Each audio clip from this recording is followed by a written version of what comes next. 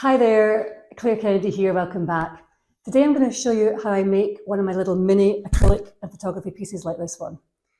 I do like working on larger paintings too. It just feels different. It's more physical, the tools are bigger, it's quite freeing, quite exhilarating I suppose.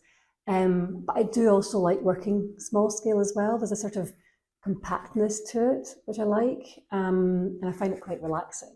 So I sort of go between the two, and that way I get the best of both worlds. They're usually quite popular at exhibitions. I think they're quite a good size for people quite like buying them as gifts, I think. And it's also a more affordable way of being able to own a piece of original art. I've got quite a few at the moment at the framers in getting framed for a couple of exhibitions I've got coming up. But I do have a few examples here. I almost always use my own photography, but those top two actually were from a project using old photographs from the City Archive.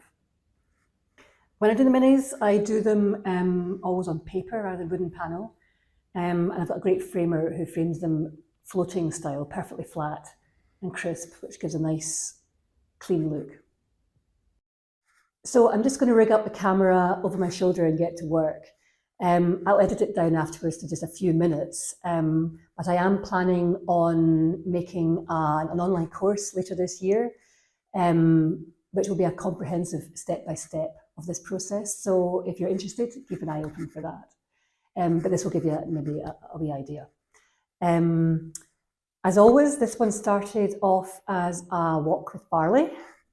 You just noticed me saying his name there. He's got a little pillow in the corner of the studio here.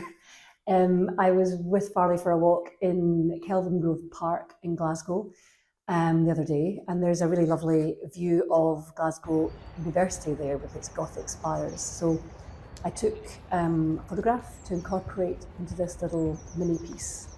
So I'm going to get started now. I hope you enjoy, and thank you for watching.